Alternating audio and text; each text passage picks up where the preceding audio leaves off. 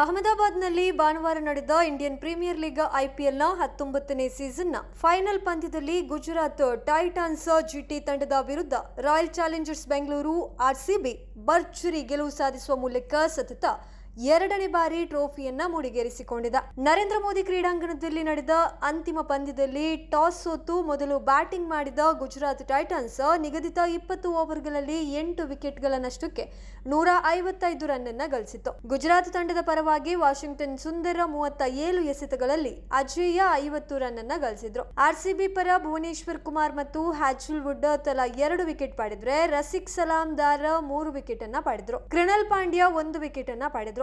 2 wicket ಗಳಿಸುವ ಮೂಲಕ ಭುವನೇಶ್ವರ್ ಕುಮಾರ್ ಈಗಾಗಲೇ ಪರ್ಪಲ್ ಕ್ಯಾಪ್ ರೇಸ್ನಲ್ಲಿ ಕಗಿಸೋ ರಬಾಡ ಅವರ ದಾಖಲೆಯನ್ನ ಸರಿಗಟ್ಟಿದ್ದಾರೆ. ಗೆಲುವಿಗೆ 150 ರನ್ಗಳ ಗುರಿ ಬೆನ್ನತ್ತಿದ್ದ ಆರ್ಸಿಬಿ ವಿರಾಟ್ ಕೊಹ್ಲಿ 75, ಅಜೇಯ ಭರ್ಜರಿ ಅರ್ಧಶತಕ ಹಾಗೂ ವೆಂಕಟೇಶ್ ಅಯ್ಯರ್ 32 ಅವರ ಅದ್ಭುತ ಬ್ಯಾಟಿಂಗ್ ನೆರವಿನಿಂದ 18 ಓವರ್ಗಳಲ್ಲಿ 5 ವಿಕೆಟ್ ಕಳೆದುಕೊಂಡು 161 ರನ್ ಗಳಿಸುವ ಮೂಲಕ 5 ವಿಕೆಟ್ಗಳ ಭರ್ಜರಿ ಗೆಲುವನ್ನು ಸಾಧಿಸಿತು.